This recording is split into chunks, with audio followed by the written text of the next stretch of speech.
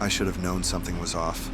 Not in a dramatic horror movie way, but in that nagging gut feeling way that whispers at the back of your mind when something just doesn't sit right. But I ignored it, because she was beautiful. Her name was Lena.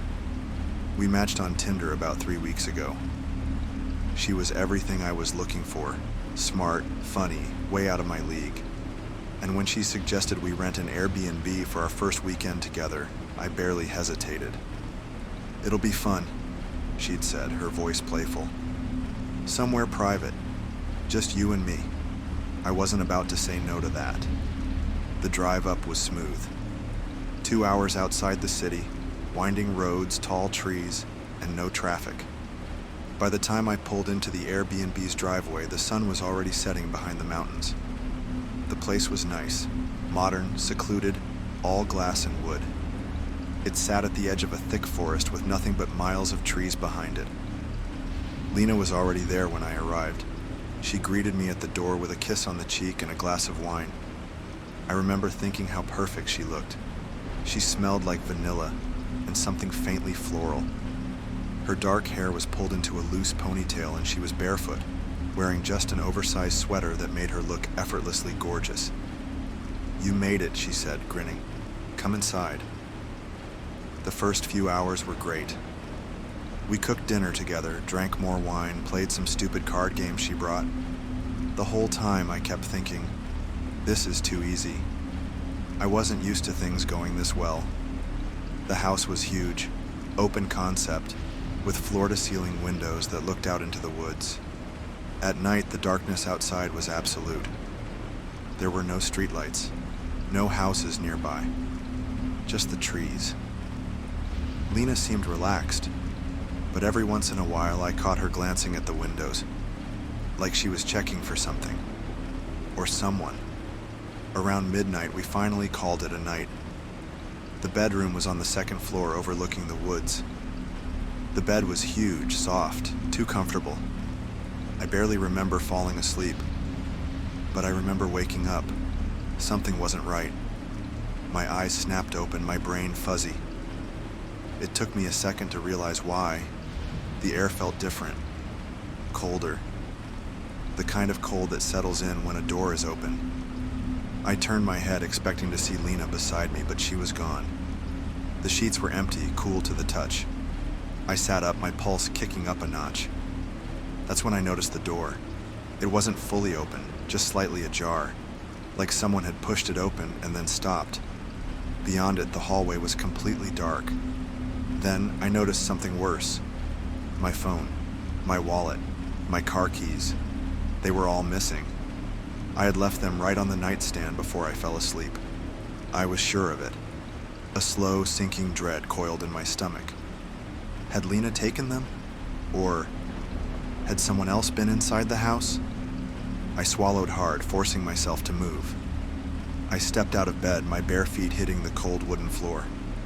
My breath felt too loud in the silence. Then, from downstairs, a sound.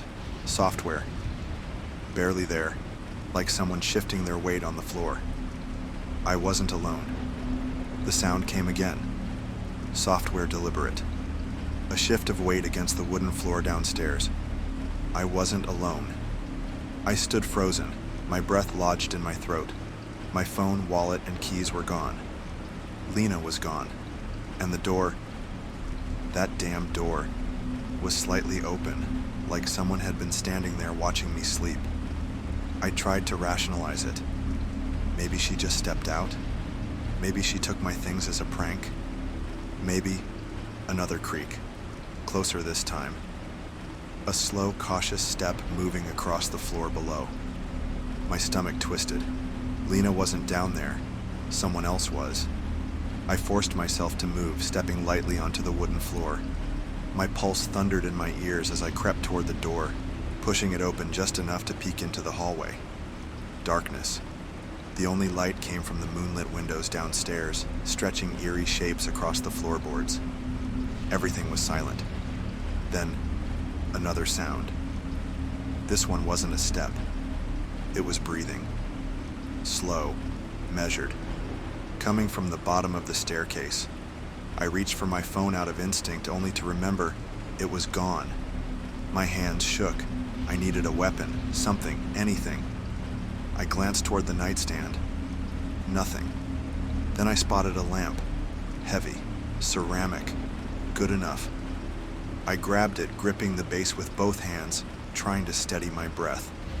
I took one careful step into the hallway, then another. The floor barely creaked under my weight. I reached the top of the stairs and paused. The breathing was louder now, just beneath me. I swallowed, forcing myself to look, and what I saw made my blood run cold. A man, standing at the bottom of the stairs. His face was mostly hidden in shadow, but I could make out the sharp outline of his jaw, the slope of his nose. He wasn't moving, wasn't speaking, just standing there, watching. The air left my lungs. I gripped the lamp tighter. "Who the hell are you?" I hissed. He didn't answer, didn't flinch, just smiled. A slow, unnatural grin stretching across his face. Then, he raised something in his hand. I squinted through the dim light, my stomach twisting when I realized what it was. My car keys. I took a step back, my mind screaming, "How the hell did you get in here?" My voice came out more desperate than I wanted. He tilted his head. Then, he dropped my keys. The sharp clatter echoed through the silent house. A sick, sinking dread coiled in my gut. This wasn't a robbery. He wasn't here for money. He was here for me. My eyes flicked toward the hallway, the bedroom. If I ran back in, could I lock myself inside? Could I barricade the door? But as if reading my thoughts, the man took a slow step forward. And that's when I realized he wasn't alone. A soft sound behind me. I whipped around. A second figure stood in the dark hallway just feet from me. My breath hitched. Long hair, bare feet, a familiar oversized sweater. "Lena?" I choked out. She didn't answer, didn't move. She just stood there, silent, watching me with empty eyes. Like she wasn't really there. Like she wasn't really Lena anymore. The man at the bottom of the stairs let out a low chuckle, a sound that sent a violent shudder down my spine. "I told you," he murmured, his voice smooth, almost amused. I turned back toward him, my chest rising and falling too fast. "You told me what?" I demanded. His grin widened, that it'd just be you and her. The words slammed into me. I felt like I was going to be sick. I looked at Lena again, searching her face for something, anything. But she wasn't moving, not blinking, not even breathing. Then, her lips curved upward, a slow, chilling smile, and in a voice that was almost mine, she whispered, "Come back to bed." I couldn't move. I couldn't think. Lena stood just feet away, her face twisted into a smile that didn't belong to her. And the man at the bottom of the stairs, he was grinning too. Like they were in on the same joke. Like they were waiting for me to figure it out. My grip tightened around the lamp. My chest was rising and falling too fast, my breath coming out in short, uneven bursts. None of this made sense. I'd been with her all evening. We'd cooked together, laughed together, kissed. And now she was standing in the hallway like a stranger. Like she wasn't really Lena anymore. And that man, whoever he was, he had my keys, which meant he had been in the house. For how long? I swallowed, the nausea building in my throat. I needed to get out. Now I took a step back. The wooden floor creaked beneath my weight. Lena's head tilted slightly. "Why are you scared?" she whispered. The words sent a violent shudder down my spine. Because the way she said them, it wasn't her voice, it sounded off. Flat. Like someone imitating her. Like someone pretending to be her. I took another step back. I was 3 feet from the bedroom. If I could get inside, lock the door, I could find a way out. Then the man at the stairs moved, not fast, not aggressive, just one step closer. Enough to block my exit. And I realized something that made my stomach drop. I wasn't trapped because of the house. I was trapped because they wanted me to be. I bolted. Not toward the bedroom, toward the stairs. He wasn't expecting that. I saw it in the slight hesitation in his grin, the half-step backward. I shoved past him, my shoulder slamming into his chest, knocking him off balance. I didn't stop to see if he recovered. I flew down the stairs, my bare feet pounding against the wood. The front door. I just had to reach the front door. Then, pain. A searing, white-hot explosion at the back of my skull. I hit the floor hard, my vision blurring, my ears ringing. I tried to push myself up, but the room tilted. Footsteps. Slow. Deliberate. Lena's voice, soft and sweet. "You're ruining everything." My body wouldn't move. My limbs felt detached, like they weren't mine anymore. I heard the man's low chuckle. "Thought you'd run." I forced my head up. Through my hazy vision, I saw Lena crouched down beside me. She reached out, her fingers brushing through my hair. "You should have just stayed in bed." The last thing I saw before everything went dark was the man reaching into his pocket. And the glint of a needle. When I woke up, I wasn't in the bedroom anymore. I wasn't even in the house. I was somewhere else. My head throbbed, a dull, nauseating pulse beating against my skull. My mouth was dry, my limbs heavy, and for a moment, I couldn't remember how I got here. Then, it hit me. Lena. The man at the stairs. The needle. I sucked in a sharp breath, forcing myself upright. The room was dimly lit, the walls made of unfinished concrete. The air smelled stale, damp, like an old basement. My wrists were tied, thick rope biting into my skin. My legs were free, but my body still felt slow, like I was wading through heavy water. I scanned the space, heart hammering in my chest. A single door, no windows. And across from me, a camera on a tripod. This wasn't random. Someone had done this before, many times. Panic clawed its way up my throat. I twisted my wrist, trying to loosen the rope, but it was tight. Too tight. My breathing hitched, every nerve in my body screaming, "Move." Then, footsteps, coming from the other side of the door. I froze, chest rising and falling too fast. The handle turned, and Lena stepped inside. She looked different.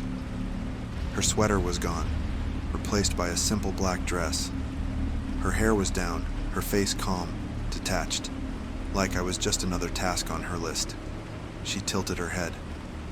"You're awake." I swallowed hard. Where the hell am I? She didn't answer right away.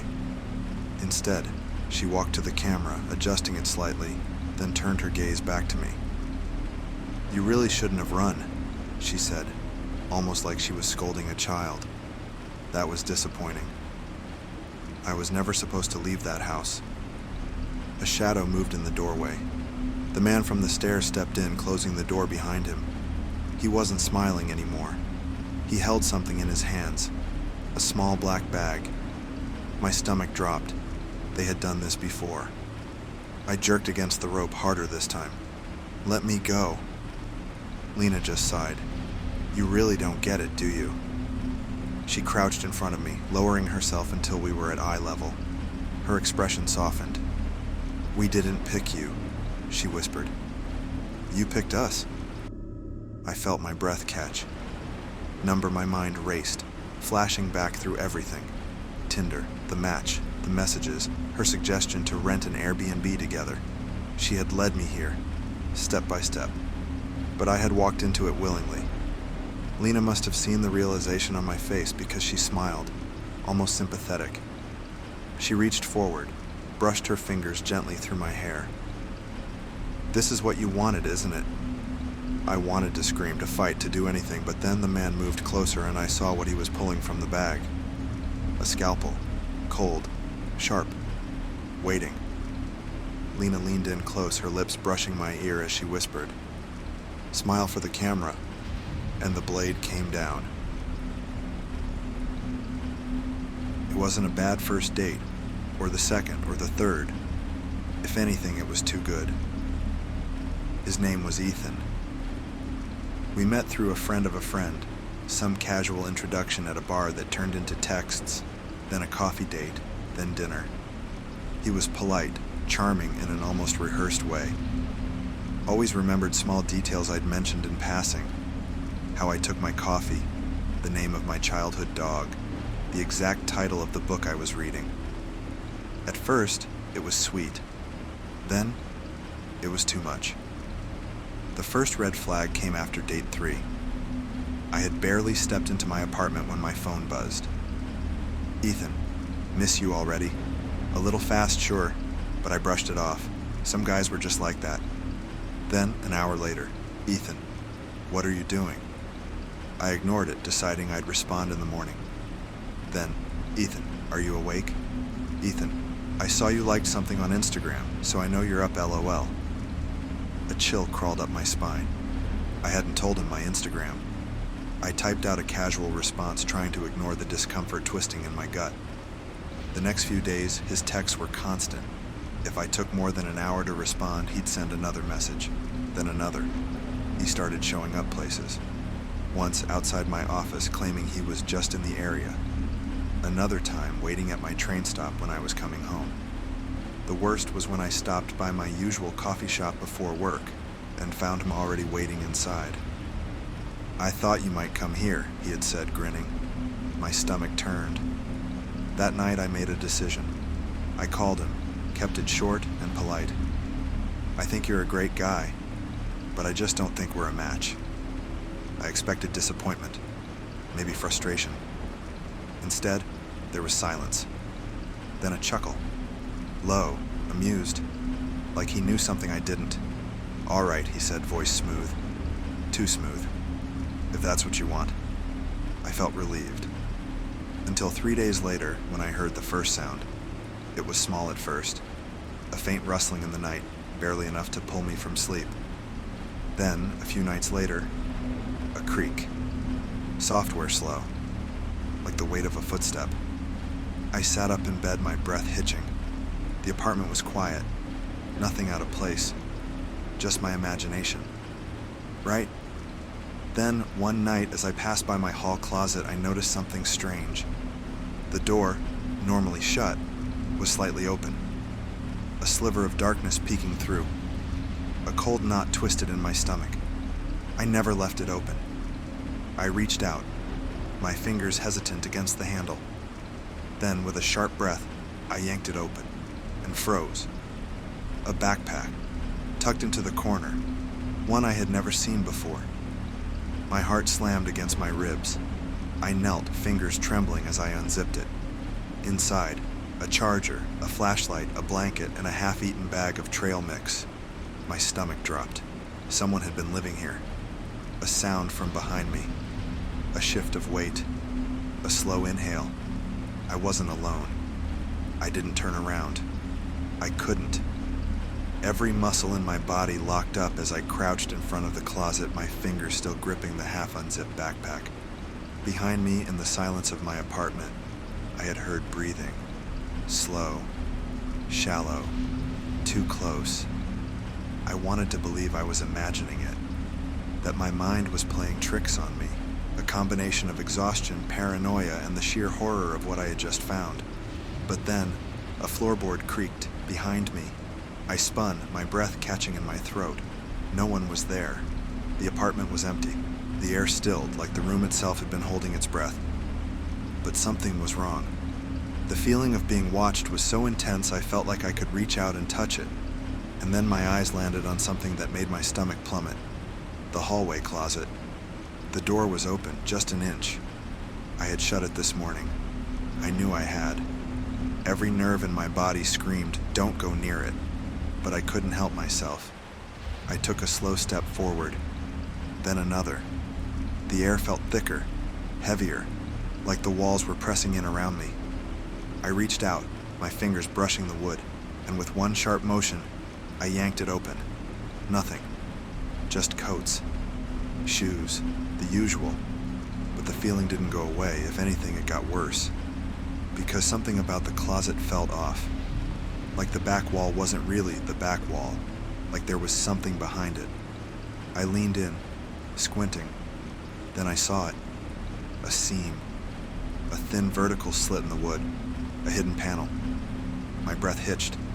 I pressed my fingers against it, and with barely any pressure, it moved.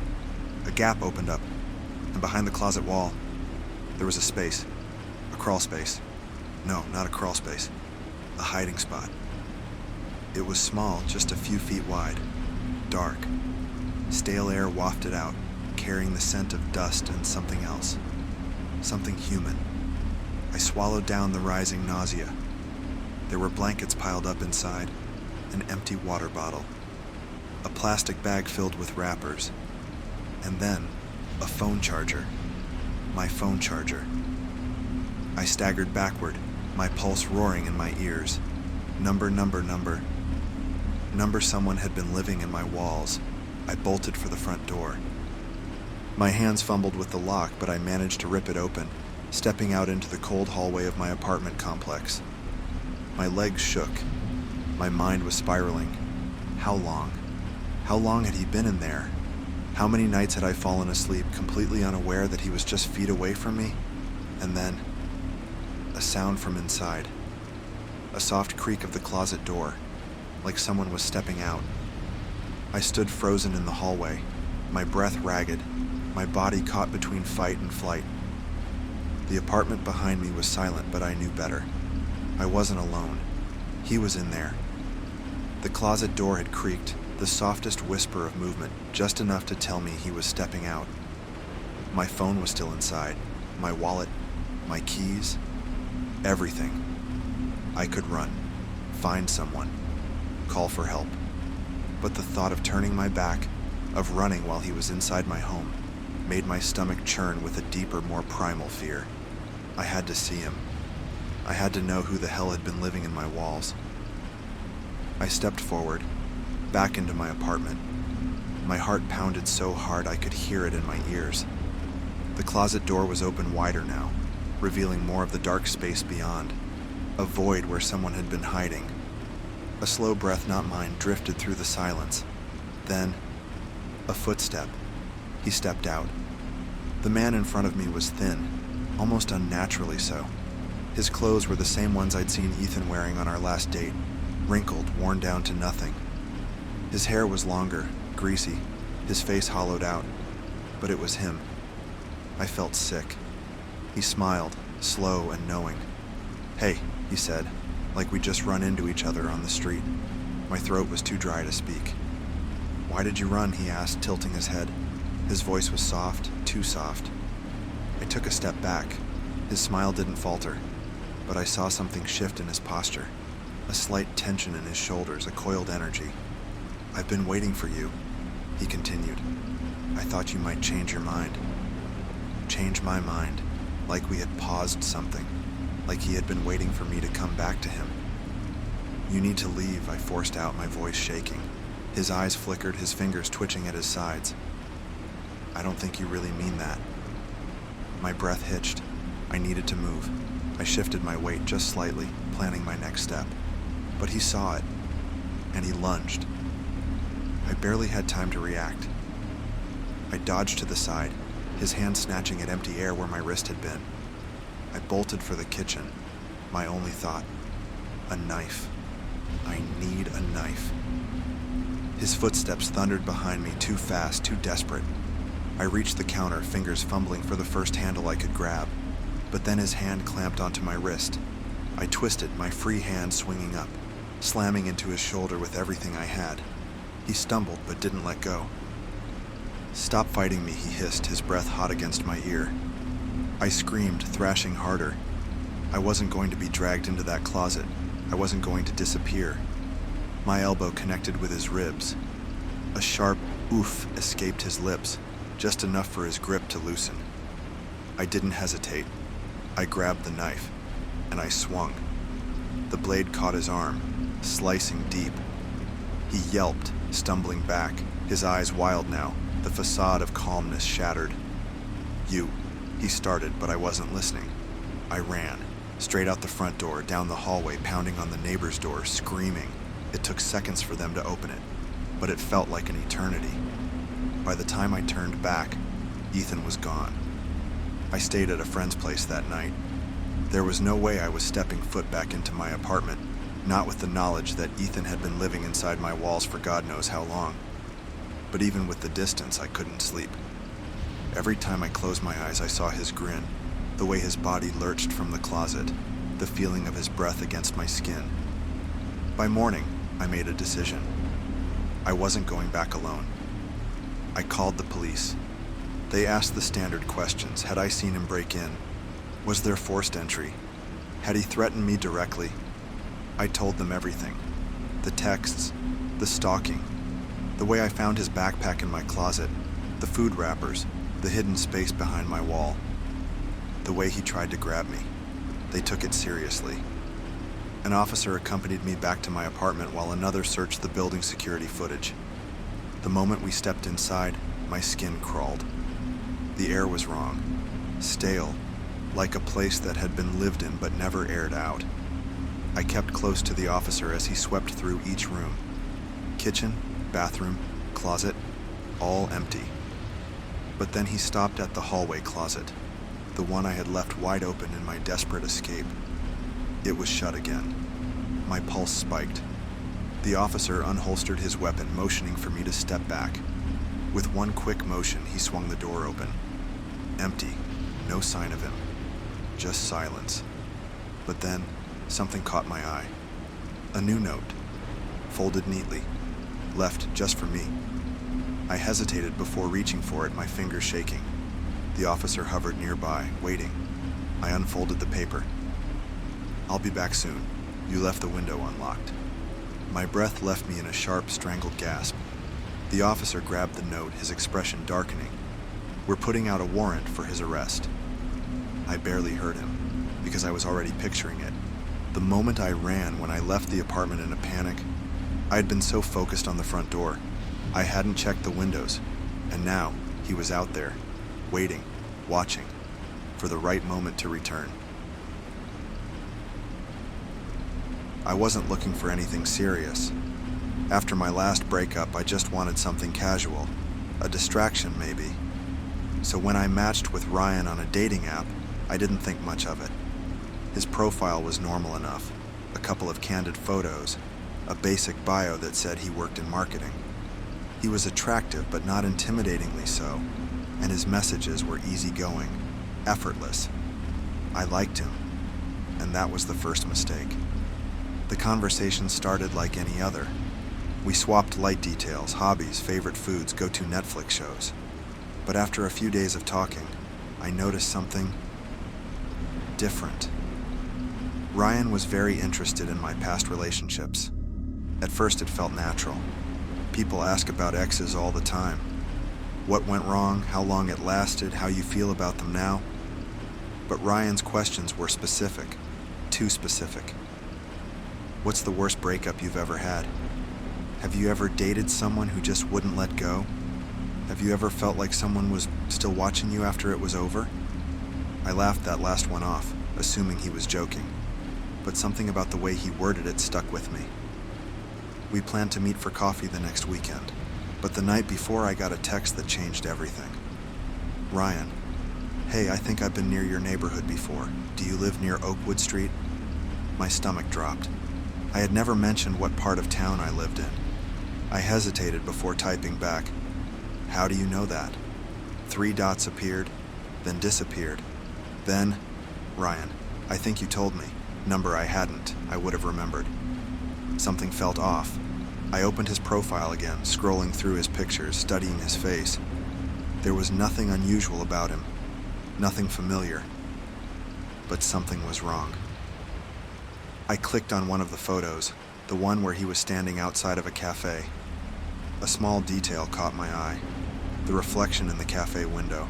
A blurred figure sitting at a table behind him. Someone I recognized. Someone I had tried to forget. Ethan, my ex, the one I had blocked months ago. The one who had been obsessed with keeping tabs on me. The one who had promised I wasn't done with him. I couldn't breathe. I clicked through the rest of Ryan's photos looking for any other clues. A background, A street sign. Something. Then I saw it. The last photo on his profile. A picture of my favorite bookstore. The one I go to every week. I dropped my phone, my pulse slamming in my ears. This wasn't Ryan. This was Ethan. And I had just told him everything. My hands were shaking. This wasn't Ryan. It had never been Ryan. I stared at the picture of the bookstore, the one I hadn't told him about, the one where I spent hours browsing every Sunday. He knew. He had always known. Ethan had found a way back in. I tried to calm myself down. Maybe I was wrong. Maybe it was a coincidence. Maybe... No, it wasn't. My gut twisted, my mind screaming at me to do something. I blocked the number, deleted the app, but it didn't matter. I had already given him everything, my schedule, my habits, my fears, and worst of all, I had agreed to meet him. That night, I barely slept. Every creak in my apartment, every shadow outside my window felt too long, too deliberate. I checked the locks 3 times before going to bed, but even then, I couldn't shake the feeling that someone was watching. By morning, I had convinced myself that maybe blocking him was enough. Maybe he'd get the message. Maybe I was safe. Then my phone buzzed. A new number. I knew it was him before I even looked. Unknown. You don't have to be afraid of me. Unknown. I just wanted to see you again. Unknown. I'll be around. I dropped my phone. My stomach turned to ice. I needed to get out. Now I decided to stay with my friend Mia. She didn't ask questions when I showed up at her door, overnight bag in hand, pale as a ghost. I wanted to tell her everything.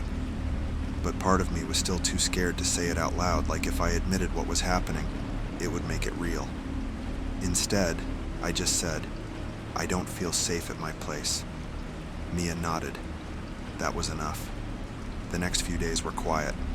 Too quiet. No texts, no calls, nothing. For a moment I started to think maybe he had given up. Maybe I had overreacted. Then I saw him.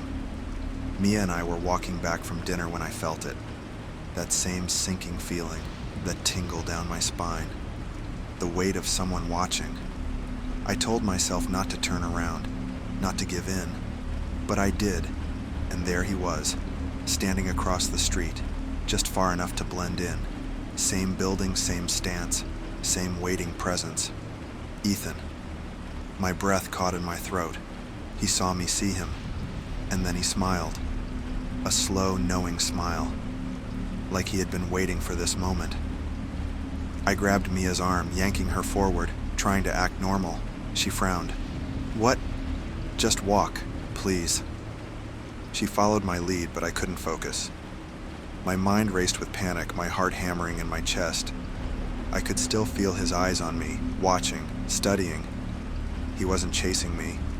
He didn't need to, because Ethan had already won. He knew where I was staying. He knew I had seen him. And now he knew that I knew. And that meant it was only going to get worse. I didn't leave Mia's place for 2 days. Every time I thought about going home, my stomach twisted, my skin crawled, and I saw his smile all over again. That knowing look. But I couldn't hide forever. Mia was patient, but by the 3rd day, she gave me the look. You can't avoid your apartment forever, she said. You need to go back sometime. I knew she was right, so I gathered my things, forced a smile, and told her I'd be fine. I lied. The whole train ride home, my hands wouldn't stop shaking. I kept checking over my shoulder, scanning the faces of strangers, watching for Ethan. By the time I reached my apartment building, I was convinced I had imagined it all.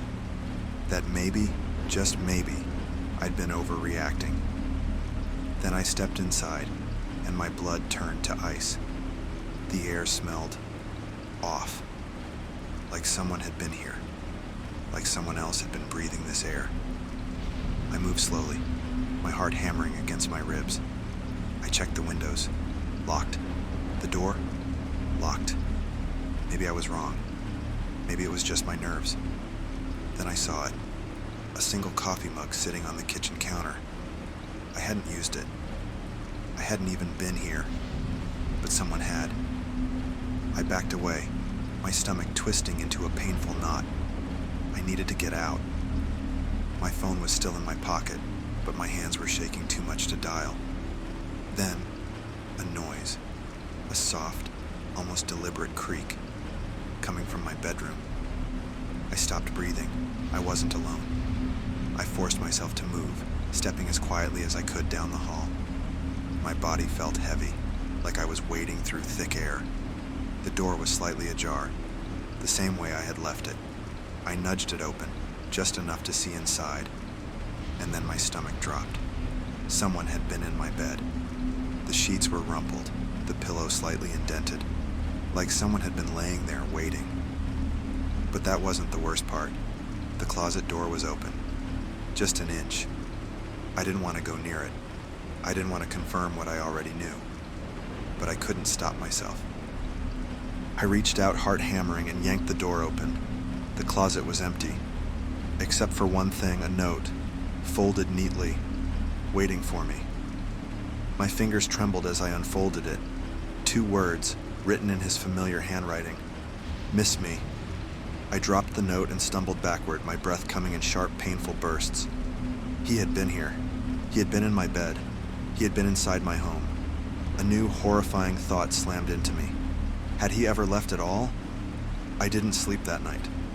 I sat in Mia's guest room, knees pulled to my chest, staring at the phone in my hand. The police had come and gone, taken my statement, checked the apartment, but he was already gone. Just like last time, and he had left me a message. Miss me? My skin crawled. The next morning, I packed. Everything. I wasn't coming back.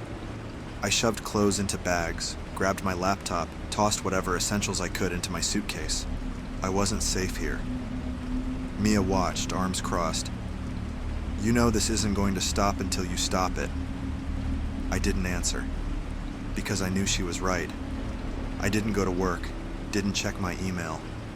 I booked a hotel under a different name, paid in cash, and then I waited. If he had followed me this far, he would try again, and I would be ready. That night, my phone buzzed. Unknown number. I let it ring. Then, a voicemail. I hesitated, then pressed play. Static at first, then breathing. Then his voice. Low, smooth, too calm. You're making this hard on yourself. My stomach twisted. I just want to talk. A pause. Then the worst part. I like the hotel. Nice choice. I dropped my phone. He knew. I grabbed my keys, my bag, everything. I wasn't staying. I rushed out to my car, glancing over my shoulder, half expecting him to be standing in the shadows, grinning. The parking lot was empty. I got in and locked the doors, hands shaking. Then, I saw it. A small, dark shape tucked under my windshield wiper. I knew what it was before I even picked it up. Another note. 4 words scrawled in his familiar handwriting. See you soon, love. I slammed the gas pedal, tires screeching as I sped away. I didn't know where I was going, only that I had to move. This wasn't just stalking anymore. This was a game, and I was losing. But not for much longer, because I wasn't running anymore. Next time, I'd be ready. I wasn't looking for love. After a string of bad relationships, I had sworn off anything serious. I just wanted to meet someone nice, someone fun, someone who could remind me that dating wasn't all bad. Then I matched with Daniel, and he was perfect. From the moment we started talking, it was easy. No weird pickup lines, no forced small talk, just effortless conversation. He was charming, funny, the kind of guy who made you feel listened to. He remembered small details about my life, the name of my cat, the way I took my coffee, the song I had mentioned offhandedly as one of my favorites. After a week of talking, he asked me out. I said yes, and that was my first mistake. Our first date was perfect.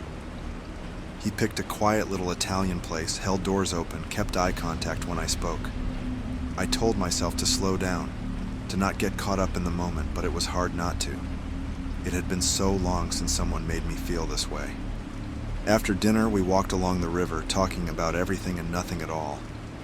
At the end of the night, he kissed me, and for the first time in a long time, I felt hopeful. The next few weeks passed in a blur of perfect dates. Candlelit dinners, movie nights, morning coffee runs. I felt like I had finally found someone real. Daniel never pressured me, never rushed things. He made me feel safe. Until the night I got the message, and everything fell apart. It was a Wednesday. I had just gotten home from work, curled up on the couch, scrolling absent-mindedly through my phone. Then, a buzz, a message from an unknown number. I frowned, opening it.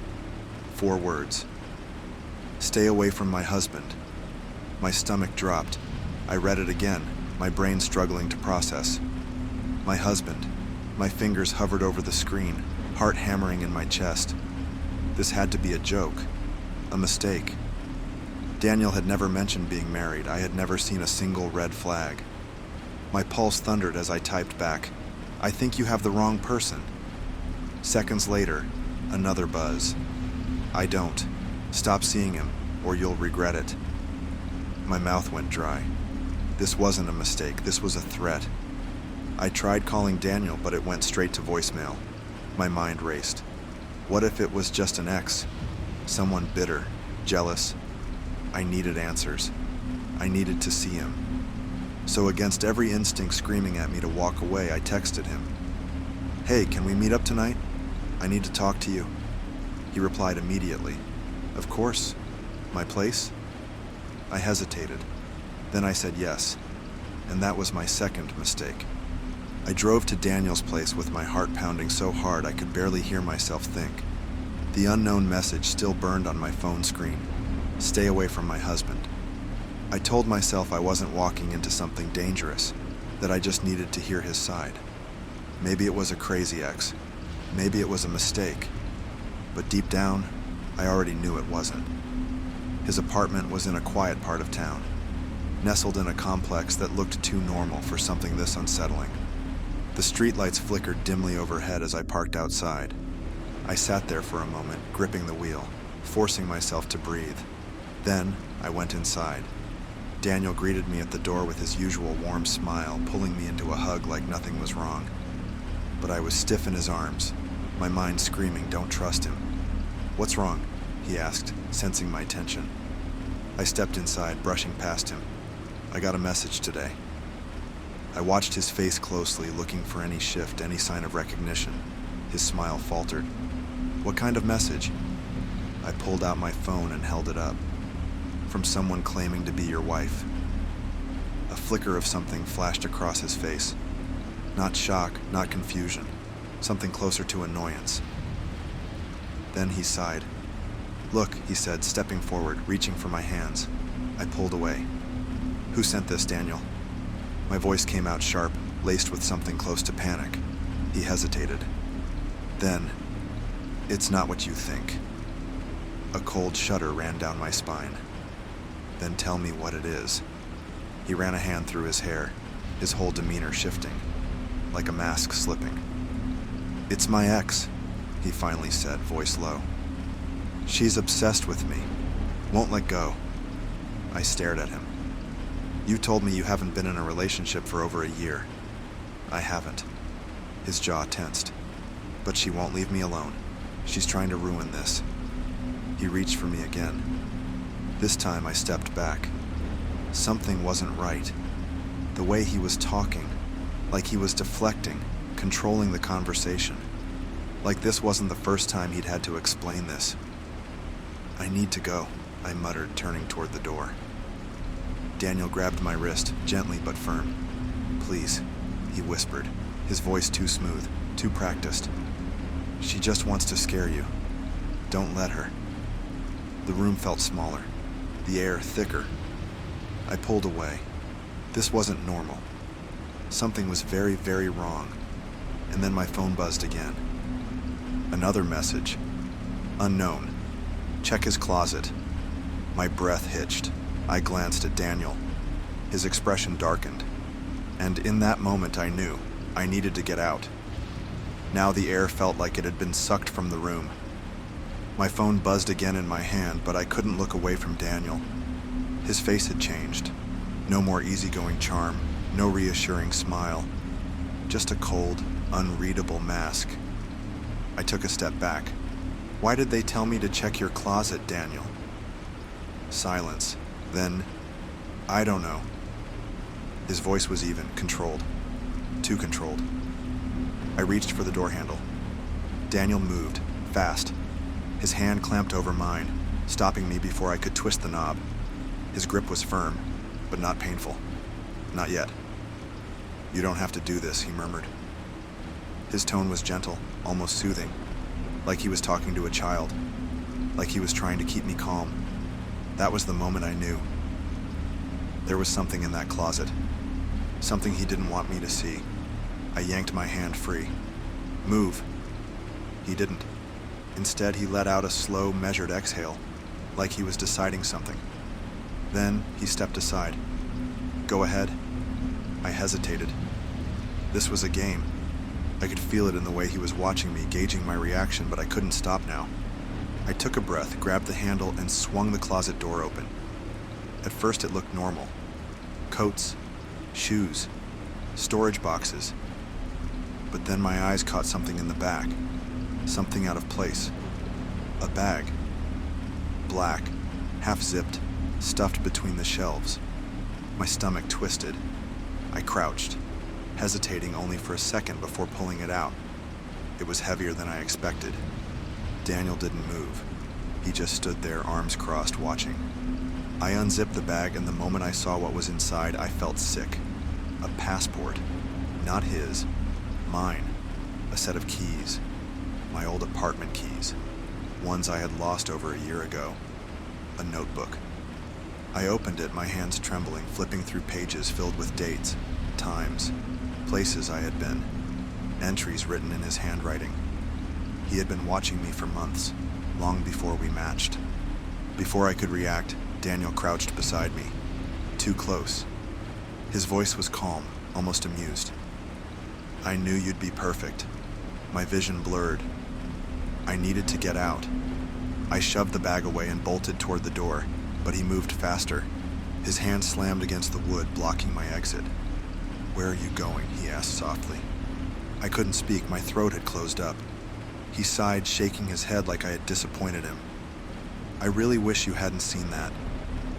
My heart pounded so loud I could barely hear my own thoughts. I turned and ran for the window. I ran.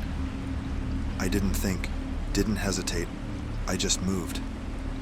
Daniel lunged for me, but I was faster, adrenaline surging through my veins like fire.